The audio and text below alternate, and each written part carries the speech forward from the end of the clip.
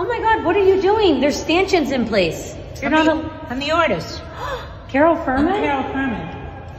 You made this. I did. Wow, that was something, wasn't it? Yeah. Nobody will ever know if we rehearsed it. No, it was our great acting skills.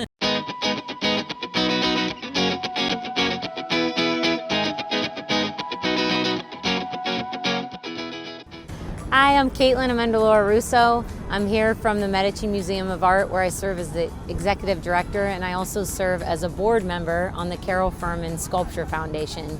I'm serving as Carole's museum liaison. So I'm so happy to be in the city here with Carole, here at the beautiful Seaport, to see Carole's newest exhibit.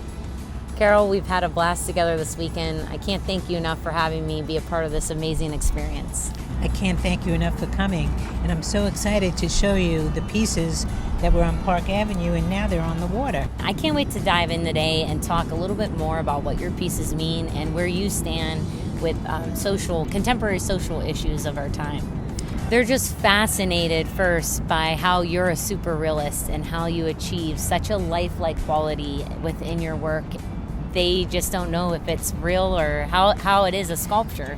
You know, it's very psychological when you say very lifelike. I think that people relate, or I hope they relate, to the subject matter, like a child holding a ball or a woman on a tube, and they see it as themselves. Years ago, when I did my first swimmer, I saw a woman coming out of the water, and I related to the woman coming out of the water, and she had water streaming down her face, and that's when I got the idea of doing the water drops streaming down the face of this sculpture. And speaking of water drops, I'll tell you what's most interesting. I don't do water drops on the outdoor sculptures. Interesting. But I'm sure that you looked at the sculptures and in your mind you saw water drops. It does. It looks like they're emerging from the water. But they're not. It's an illusion. It's an illusion. Which is amazing with your And piece. that's why I'm a super realist and not a hyper realist. And Carole, you know, it's amazing to be on a part of the excitement and success you've had recently with your newest book by Rizzoli. Rizzoli is a very good publisher, and it's very exciting to me that they wanted to do a book about my entire career, like an extensive book that's 350 pages. And the book's beautiful. You've seen it, right? I have a personalized copy from Carole. So if you don't have a book, I really highly recommend, because it gives more in depth of Carole's evolution as an artist in the contemporary art scene. Carole, I think you're such a special person personally. Carole and I go way back. We met when I was an art educator at the Venice Biennale back in 2015. And it's amazing to see where we are today. You know, I meet people all the time at shows, but I never realized that we had a future together. And it's exciting for me too, because we instantly liked each other. When we first met, I don't know if Carole had remembered, but I kept her card along with David Brown's. And then when my career path changed and I was at the museum, you were the first artist I contacted, and we've achieved a lot of success in Ohio. So many people traveled from all over to, we had, 500 people at the opening reception. That opening was unbelievable. But I especially love that drone that went around. In most museums, cool. There's a lot of restrictions with the art and permanent collection, but we took a drone, and then we had even more fun the following day with private tour with Carole. And the dinner. And the dinner with our patrons of the museum, and then Carole and I going viral on TikTok together. People travel internationally all the time, and they text me, hey, we see Carole's work, we're in Paris or we're in Italy. And it's just amazing the impact that you have beyond the U.S., it's international. And even sitting here today, just seeing families interact with your work. This is a very international place. This is a tourist place. Mm-hmm. So I really think it gets the word across, not just to New Yorkers, but you're from Ohio, you're here. And all these people, if we go around and ask them where they're from, I'm sure a lot of them are tourists. Let's get started, and let's go around, and you could show me each piece here at the Seaport. Okay, let's go. Survival, Serena. We have the original at the museum. What do you think of this blue? Gorgeous. Just looking at this piece with the crystal cap. And for anyone watching, I really encourage you to really make the trip out here to see Carole's work. just down to the fingernails, the skin, the eyelashes. It's amazing. And it just, people marvel at how real it looks. A lot of your work, obviously when you see each sculpture, and a lot of them here today at the Seaport, have a reflective quality. When I interact with your piece, whether I'm standing back from the piece or up front, it draws you in and I see myself reflected. And it also encompasses the cityscape, which is pretty incredible.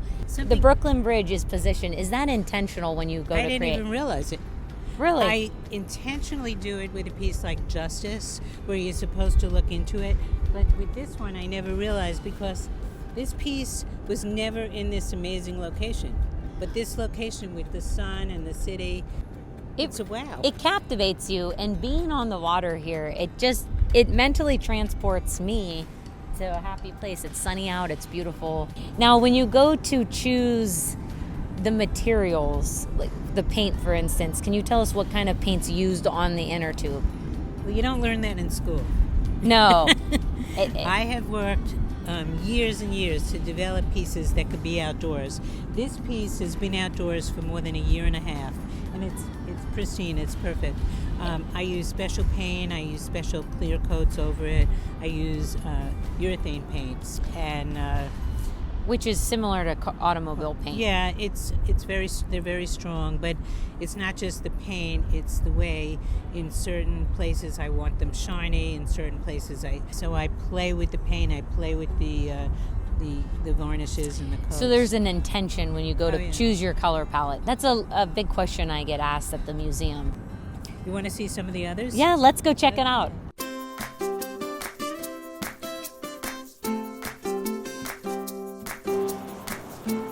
So this piece was intentionally made reflective because I did Lady Justice on top of the sphere, and you can see from every side. You can see yourself here.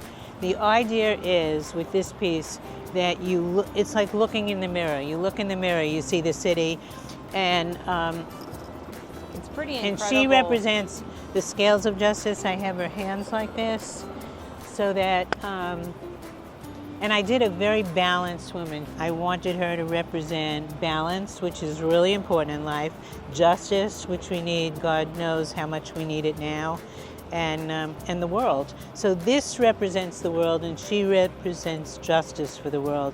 And I think it used to be balance. I had this sculpture without the world, but there was something missing. Just the figure itself. Just the figure.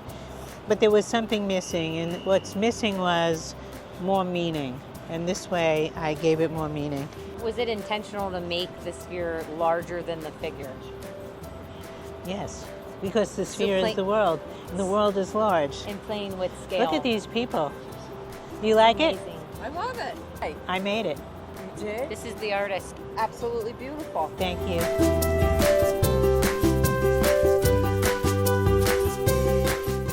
So here we're viewing Brooke with Beach Ball. And it's a playful, whimsical piece in my view, because when Carmelo sees this piece, it's playful, it's interactive. Can you talk a little bit about the message behind Brooke? Well, the message behind Brooke is what everybody wants for their child. Just to be happy, to smile, to enjoy the sun, the air, the beach, or just to play ball with other people. So I think it's symbolic. A ball is something you do all over the world. Europe, every country, whether you're rich or poor, your children play with balls. So I did this. It's a universal theme, and it's what I wanted for my family. And it's another message for us adults too, to take time out of our hectic schedules to find time to be playful and enjoy things in life. I think Would you that's agree? true. Totally. You get it. Yeah. You get me. Here we're standing in front of BB on the Ball, and again, playful color palette, just like Brooke with Beach Ball. Can you tell us a little bit about why each of your pieces, the eyes are closed? That's a question I get quite often at the museum. Many people ask me why I always have the eyes closed. The truth is that I'm very comfortable with the sculptures when the eyes are closed and they're not looking back at me when I'm looking at my work. So I'm comfortable with the eyes closed. And in this particular piece, the eyes were open on the first one. And I showed it in the Venice Biennale, during the Venice Biennale in the park.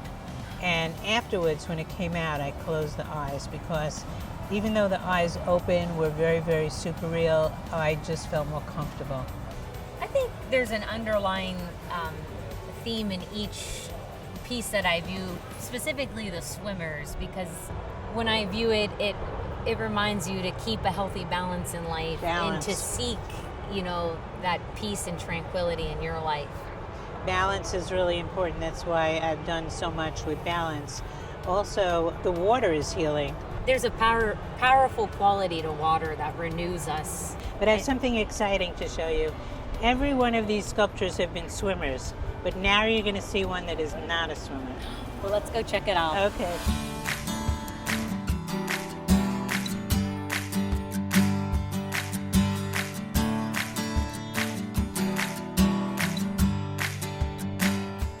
So we're in front of New York City Slicker. Can you tell us a little bit about this piece? When I was growing up, I always had a yellow slicker. Some people have red, but I like the yellow. Yellow is kind of a theme color for New York, although people may not realize it with the yellow taxis. It's iconic. And I did a meditation when I was younger, and I looked up to the sun and the rain. I looked up in the rain to the rain on my face, and I was happy to be alive.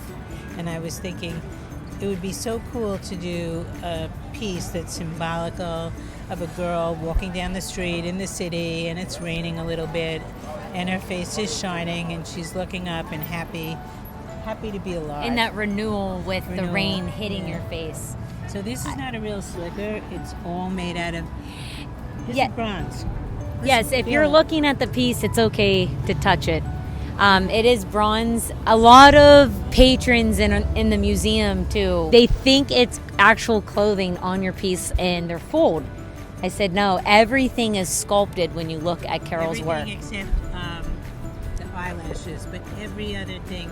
Sometimes I'll add like a wisp of hair here and there.